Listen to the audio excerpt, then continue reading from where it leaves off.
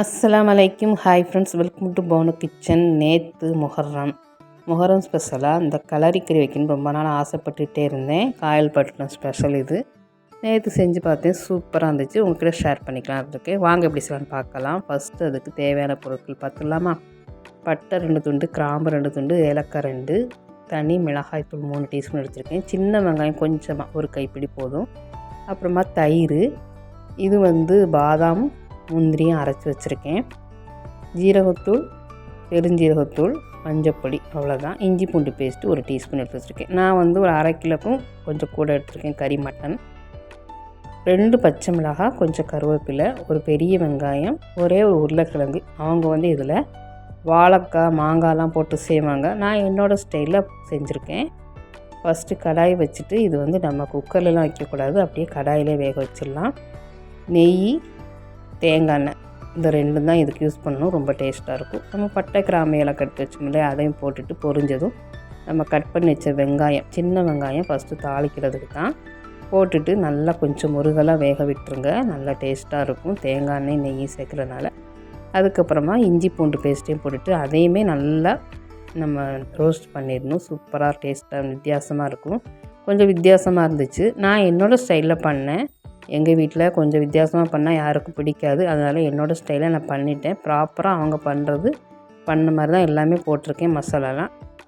இப்போது ஒரே ஒரு பச்சை மிளகா, ஒரு இனுக்கு நம்ம கருவேப்பிலையும் போட்டுட்டு தயிர் எடுத்து வச்சோம் இல்லையா, இது 100 ml தயிர், இதில் நான் 50 ml போட்டிருக்கேன். இப்போ இதையும் நல்லா இதில் வதக்கிடுங்க.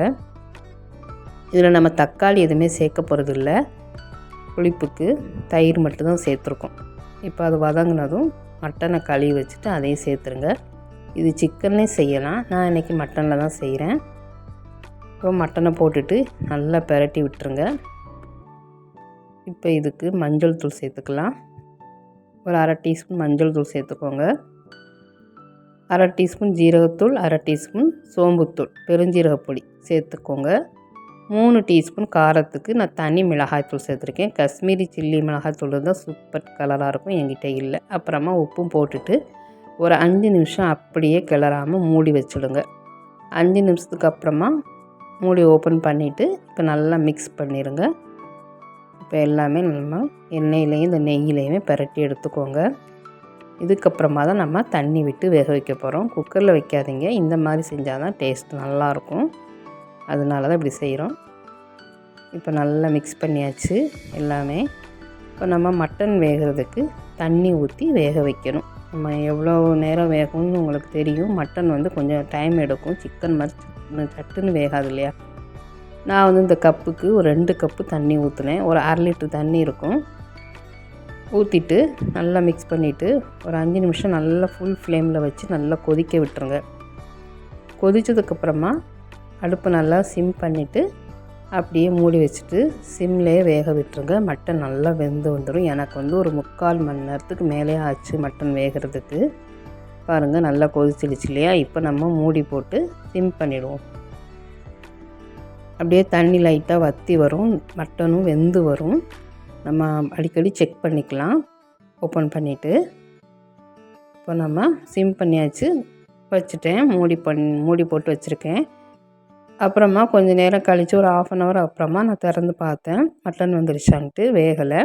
இப்போ இந்த ஸ்டேஜில் நம்ம கட் பண்ணி வச்ச வெங்காயமும் உருளைக்கிழங்கு நான் போட்டிருக்கேன். அவங்க லாஸ்ட்டாக மாங்காவும் வாழைக்காவும் சேர்த்து செய்கிறாங்க. நம்ம வீட்டில் வித்தியாசமாக செஞ்சாலும் சாப்பிட மாட்டாங்க, வேஸ்ட் ஆகிடும் சொல்லிவிட்டு நான் உருளைக்கிழங்கு என்னோடய ஸ்டைலில் செஞ்சுருக்கேன். இப்போ மிச்சம் இருக்க தயிரையுமே சேர்த்துட்டு அந்த பச்சை மிளகாய், ஒரு இனுக்கு கருவேப்பிலை கூட ஒரு இனுக்கு சேர்த்துக்கிட்டேன் கருவேப்பிலை போட்டுட்டு இப்போ மறுபடியும் நம்ம இதை வேக வச்சுக்க போகிறோம். உருளைக்கிழங்குலாம் நல்லா வேகணும். இப்போ நல்லா தண்ணி வற்றி வர வரைக்கும் வேக வச்சுக்கலாம். மட்டன் வெந்துருச்சான்னு பார்த்துட்டு வெந்துருச்சுன்னா அப்புறமா நம்ம மற்றதை பார்க்கலாம். பாருங்கள் இப்போ தண்ணியும் வற்றிடுச்சு, மட்டனும் வெந்துடுச்சு. கொஞ்சம் தண்ணியாக இருக்குது எனக்கு. இப்போ இது நல்லா கொதிச்சுட்டு இப்போ இதில் நம்ம அரைச்சி வச்ச பாதாம் முந்திரி 2யுமே ஊற்றிடுவோம். நீங்கள் விருப்பப்பட்டால் முந்திரி அதிகமாக சேர்த்துக்கலாம். நான் ஒரு 5-6 முந்திரி 5-6 பாதாம் தான், பாதாம் தோல் நீக்கிட்டு அரைச்சிருக்கேன். இப்போ அவங்க மல்லி இலை புதினா எதுவுமே சேர்க்க மாட்டாங்க. நான் என்னோடய ஸ்டைலில் செய்கிறதுனால நான் எல்லாமே சேர்த்துக்கிட்டேன். அவங்க வெறும் கருவேப்பிலை மட்டும்தான் போடுறாங்க.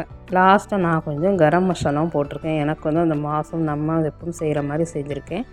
என்னோடய ஸ்டைலுன்னு சொன்னேன் இல்லையா, அதனால் எனக்கு இந்த கரம் மசாலா தேவைப்பட்டது. அதனால் லாஸ்ட்டு நான் தூவிட்டு கொஞ்சம் நம்ம சாதத்தில் பிசைகிற மாதிரி தான் செஞ்சுருக்கேன். இதுக்கு நான் கீ ரைஸ் பண்ணியிருந்தேன். ரொம்பவே சூப்பராக இருந்துச்சு. காரம்லாம் அளவாக ரொம்ப சூப்பராக இருந்துச்சு. அவங்க நிறைய எண்ணெய் நெய் சேர்க்குறாங்க. நான் கொஞ்சம் கம்மியாக தான் சேர்த்துருக்கேன்.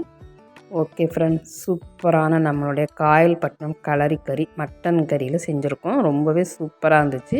நீங்களும் இது செஞ்சு பார்த்துட்டு எப்படி இருக்குன்னு சொல்லுங்கள். இந்த வீடியோ பிடிச்சி லைக் பண்ணுங்கள், ஷேர் பண்ணுங்கள்.